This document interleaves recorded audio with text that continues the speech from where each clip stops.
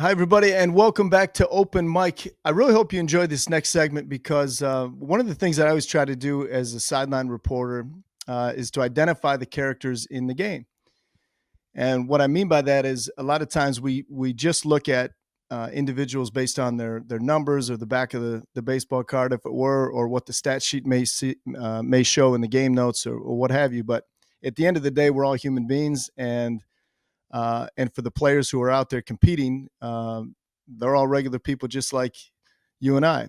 And so that also carries over to the broadcast side of it. And a lot of times you hear a familiar voice or you see a familiar face, but we don't really know what that person's all about. So we have an opportunity now to learn a little bit more about Todd Jones, who's somebody that I work with intimately on Tigers Live pre and post game shows. Jonesy's a really good human being. I think he gets it. He understands his lot in life, and he doesn't dwell so much on his career in baseball that uh, that maybe got him the most attention as far as a being a household name. Like he leans into the nickname that was given to him by Ernie Harwell of the roller coaster. And if you watch Tigers baseball, when Jonesy was the closer here, um, sometimes it was a wild ride to get the final three outs of the game.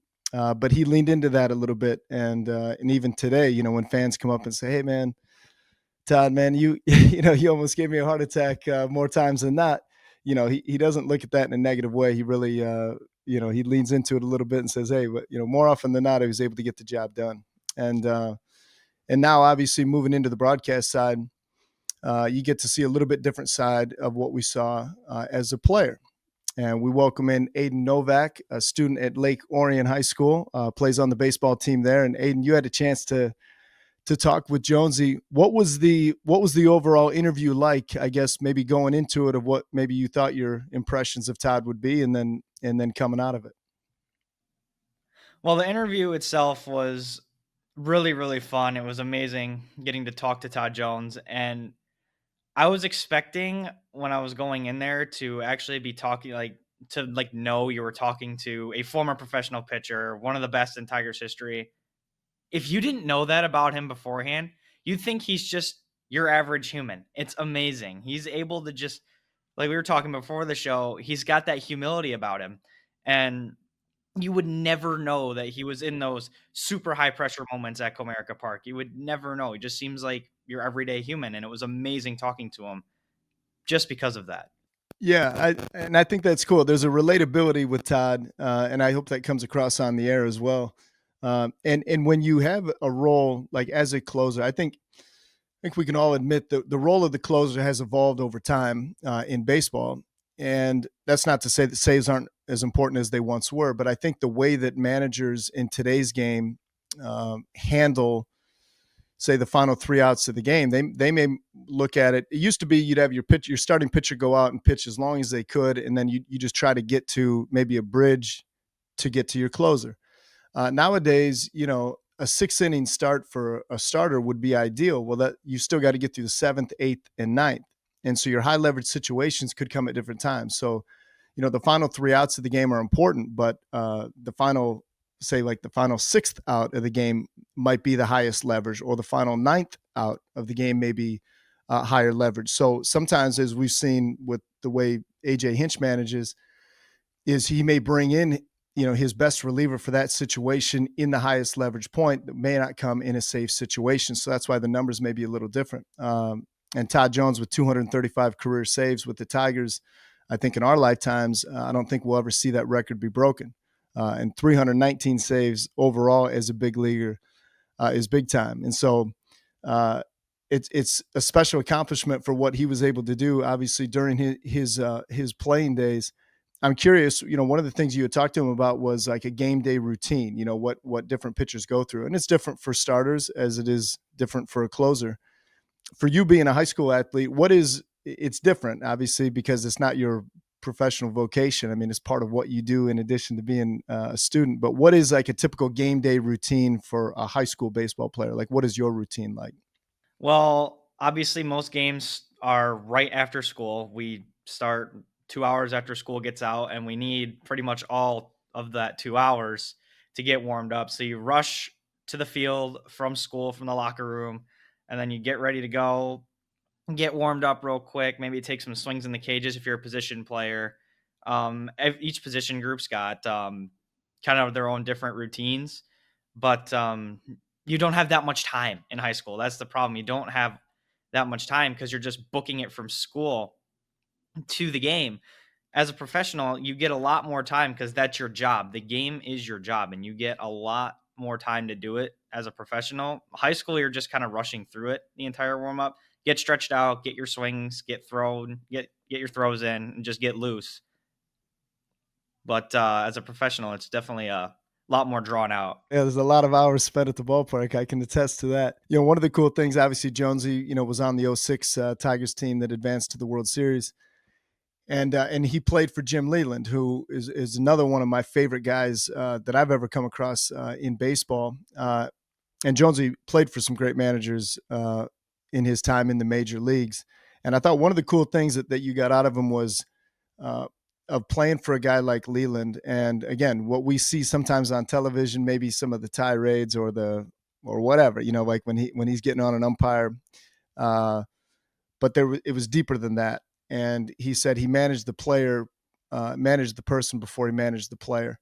How important do you think it is, just for you, even with when you think about the coaches or teachers that you've had, about people that can look at you and say, "Hey, Ayden, you know, I've got your best interests in mind. Let's work together on this," as opposed to like, "Hey, this is what I need you to do. Just go do it." Yeah. That connection between a player and a coach, it's huge, man. Because obviously, like you said, Leland managed the person before the player. That's huge for a baseball player because that just develops a strong connection between the player and the manager or the coach. And that is probably the biggest thing a player coach connection could have, is be personable with each other. And they would be able to talk to each other like normal people outside of the game. And then everything within the game just kind of falls into place when they have a connection like that. So that's probably the biggest thing a player coach connection could have, is just being personable with each other. Yeah, no question about it, man. And I know that '06 team was special in so many ways. We all look back on the time, obviously the Maglio Ordonez home run, and Jonesy being a big part of that season for the Tigers. Unfortunately, they weren't able to win it all that year, but it's very tough. There's only one team that ever gets to the top of the mountain, but God willing, Tigers will get back to the top of the mountain, and who knows, maybe the 2025 Tigers team will be able to do that. But without further ado, let's listen in. Ayden Novak from Lake Orion High School, his conversation with the all-time saves leader in Tigers history, Todd Jones.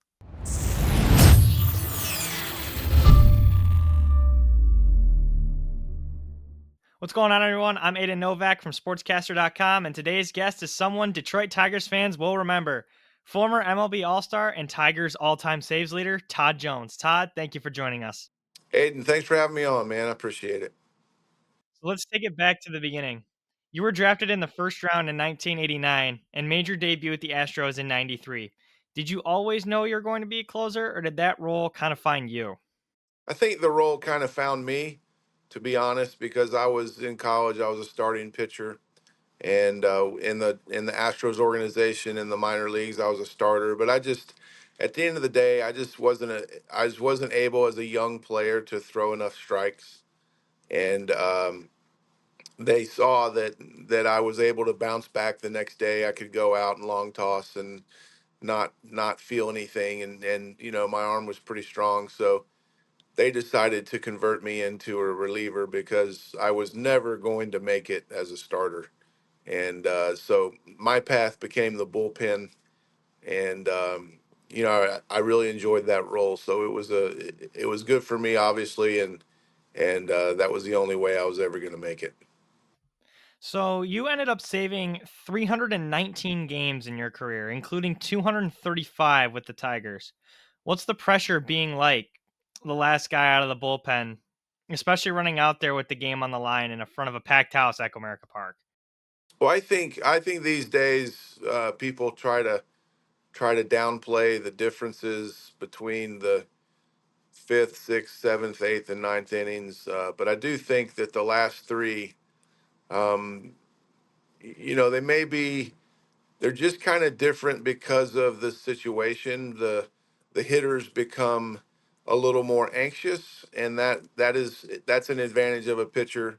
So if a pitcher can keep his head about him and maintain his game plan, he doesn't have to throw as many strikes because the hitter has has got the pressure because their team is behind, so they have to try to get on base and try to do certain things. So as a reliever, you always knew that going into it. But I guess I guess it's such a visible inning, Ayden, in the ninth inning because the team's winning, and when the game's over, the team gets the win, and so there's a lot of focus on that. So if you can handle the bright lights every single night and be able to survive in that environment that there's nowhere to run and hide, I think that's what kind of scares people off about wanting to try to handle the ninth inning, and it takes a while to understand how to handle it, but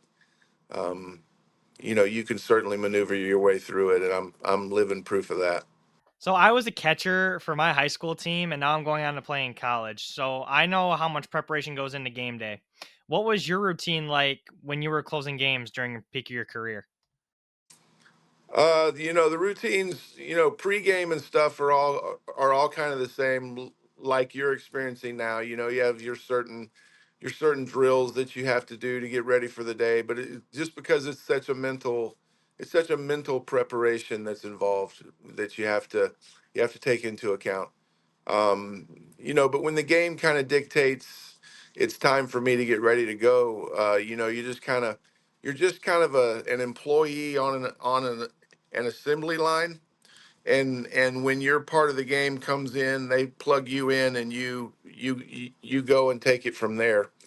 But the preparation is always done prior to the moment, right? No matter what your job is, if you're prepared for it mentally throughout the entire day, when it comes and it's presented to you, it's not an overwhelming task.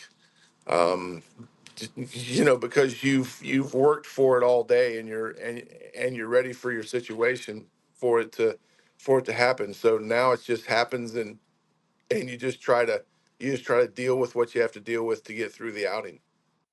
So you played for some great managers in your career, including Jim Leland during that Tigers run of the World Series in 2006. What Yes. made Jim Leland so special? Probably his ability to connect with all type of players. American players, Latin players, Japanese players, um, starters, relievers, position players, infielders, outfielders, catchers. He had a unique ability to be able to bond with every one of his guys. He always managed the person first, and then he managed the player because the person was the driving factor of the player. And I think he knew that. From day one of spring training, I told him, you know, don't get caught up in the expectations. Get caught up in how we're going to live up to those expectations. And I think that's what they've done. And I want to say thank you to our fans. I'm so proud of you for what you've done for our ball club and what you've done for me since I've been here. And I just hope that you feel like you're getting your money's worth. Because we try to entertain you. You keep coming out. I can't tell you what you mean to us. It's like a six man. Come on in here. Come on. Come on.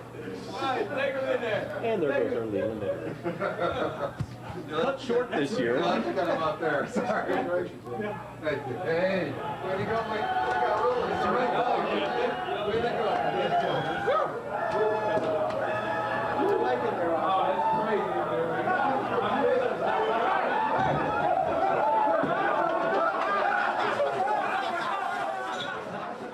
I had Buddy Bell. I had Tom Kelly in Minnesota as well. I had some bad ones too. I had Larry Boa, who was not very good at that. I had a chance to be around some good ones. I had Joe Torre for the All-Star game, um, Buck Martinez for Team USA in the WBC. So even the 3 or 4 days I was around Joe Torre for the All-Star game, the same type of thing with Leland. Their ability to connect the person first was the most important part. Speaking of that 2006 run, you closed out the ALDS and the ALCS. What was it like pitching in those moments, especially striking out Frank Thomas to send the Tigers to the World Series? Well, it was those kind of moments don't really happen too often. To be honest, Maglio hit the walk-off home run to put us into the World Series, and that kind of got us in there that night. But going down those playoff runs, um, the Yankee games, I remember, being in New York, up 1 run in the ninth inning in Game 2 of the ALDS was kind of my trial by fire moment because I'd never been in the playoffs in a significant way before, and that Leland handed me the ball with the lead, and we had to win that game, and those are nights you never forget, and those are kind of things that help you reassure yourself moving forward when you're in a situation that you can handle it. But it's a crazy intense moment that only those kind of moments you can pull from, because during the regular season, during spring training, during whenever, actually what helped me as well, Ayden, was I was on the first WBC team in '06, and we were playing Mexico, we played Japan, and I got a chance to pitch in those games as well, and that was pretty intense.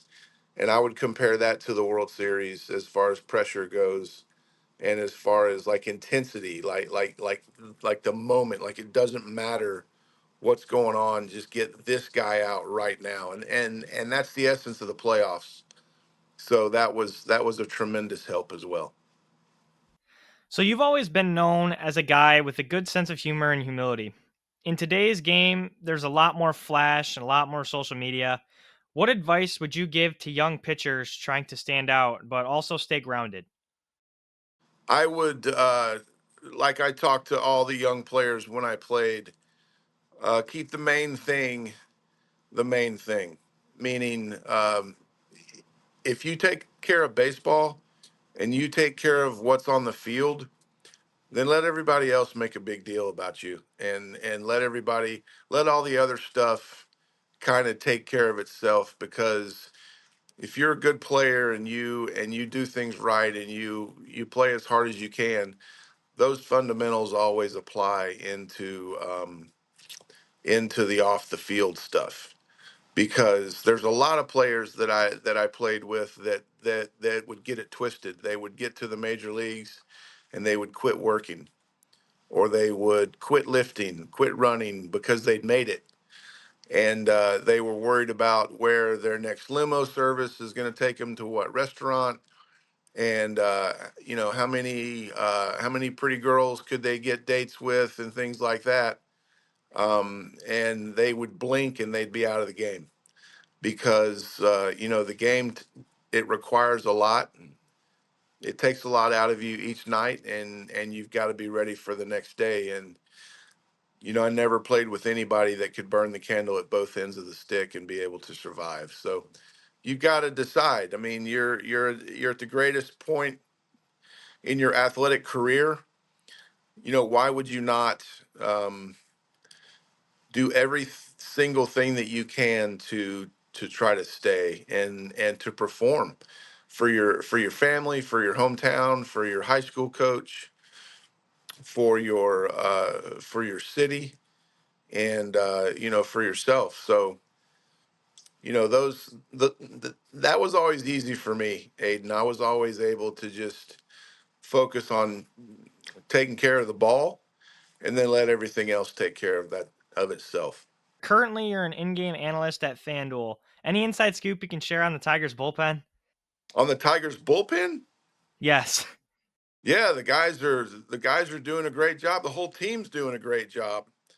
I get a chance to go back down to the locker room and hang out with the guys and stuff. But the game is really, so, like, in a broad perspective, the game hasn't changed a bit, right? You still pitch, hit, and play defense, and you still, if you score more runs than the other team, you still win, things like that. But the game has changed a lot internally as far as the information and the analytics are concerned. Um, and the players have changed a little bit because there's not a lot of there. There's a lot. They're more guarded, in my opinion. We're all, as a society, we're more guarded as a society, because when you walk out of your house, your apartment, your dorm, you're on camera everywhere, and you have to be careful about things you say and things you do and stuff like that. And with these players, there's so many targets on their back that people are always coming at them, wanting something, or waiting for you to say something wrong, and they just want to pounce on you. So the players these days are naturally guarded way more than we ever were, because we didn't have to worry. I got out. My last year was 2008, and that was kind of right at the start of the social media thing. So I feel like I played at the perfect time, because there's a lot of distractions and a lot of things that you can do to self sabotage your career if you're not careful. It's so easy to let those distractions get to you too. That's right. It's kind of, well, yeah, but that's your society, Aiden. Your generation is choosing to put emphasis on social media and emphasis on what other people think, way more than ours ever did. I've got a son 31 and I've got a daughter 28. And my daughter runs social media for her network that she works for out in Dallas, Texas. And she understands the algorithms and the way to get eyeballs to their website and to their network, so they can broadcast. She helps broadcast podcasts for the Rangers, the Dallas Stars, the Mavericks, and the Cowboys. So social media has ruined or helped society, depending on what kind of person you are, because anything's out there and you can plug into anything you want to. So players are a lot more guarded. There's a lot more distractions, and it just kind of is what it is. It's just different. All right, last question here, and I gotta ask this from a college player's perspective. What's Okay. one pitch you wish you had in your arsenal back then that today's pitchers seem to have mastered? Strike one. It's really funny, because all you guys now, and I mean you guys as just college players, because I was the USA baseball coach for the 16U national team, for the 18U national team, a bunch of summer ball stuff down at Lake Point in Georgia for the Whirlwood Bats and things like that. All the players know how to do now is showcase. They know how to run the 60. They know how to have crazy pop times. They're worried about bat speed. They're worried about launch angles, and they're worried about exit velocities. And because that these days gets you scholarships, that gets you drafted, and that gets you some sort of money, be it NIL or be it pro ball, draft pick money. But nobody knows how to play baseball. Like, playing the game of baseball is a dying thing in baseball, because all these guys, all the clubs want to do is sign the 6'6" switch hitting catcher that's got opposite field power that hits 50 home runs. And, but we can teach him to throw behind the runners. We can teach him his footwork. We can teach him all that stuff. And it's like they all want what's the name of the team in Space Jam, of all the aliens for the Space Jam movie with LeBron. They were always playing the freak alien athletes, right? And it was the Looney Tune guys against the freak athletes. And it seems like all the colleges or all the pro teams want are like these freaks of nature, but nobody's teaching them how to play baseball. And really, when you want to win a national championship, or you want to win a state championship, or you want to win a World Series, you've got to have the fundamentals. And this generation of players has kind of got it been forced to have to do it backwards, because the coaches and the scouts look for the talent, and then they can teach them how to play baseball. But don't forget how to play baseball, Ayden. That's especially as a catcher, learning what your pitchers can do and what they can't do, not getting mad at them when they can't execute pitches that you call, that that they can't execute. That's your fault. That's your coach's fault. That's not the pitcher's fault. You've got to be a therapist when you're a catcher. You've got to understand inside and out every one of your pitchers. You've got to know the situations when there's base runners on the field, on the bases, how many outs there are, what the inning is, who's on deck, things like that. You got to learn to process that really, really quickly. So um, that's strike one, is what I want to see emphasized again, and learn how to play baseball. Go back to playing baseball. Well, Todd, this has been awesome. Thank you for giving us your time and sharing some of these stories, especially for those of us still on the journey. You've inspired a lot of players and fans in Detroit and beyond. Thank you, buddy. I appreciate it. Thanks for having me on, and I hope you guys have a great day. Well, we appreciate Ayden Novak and Todd Jones for allowing us in a little bit of understanding a little bit more about the person behind the microphone that is Todd Jones, the roller coaster, as many of us may know him, but a really good guy. Ayden Novak, a really good guy as well, and we wish continued success for both as they navigate forward here in the world of sports. When we come back on the program, we're going to continue with the baseball theme. We know part of the draw of going to a big league ballpark is trying some of the unique ballpark fare that exists. And over the years, from even when Jonesy was playing to today, the options, I'll just say the options have certainly gotten a little more creative over the years. We will bring you the top 5 most absurd concession items in the big leagues. That's coming up next here on Open Mic.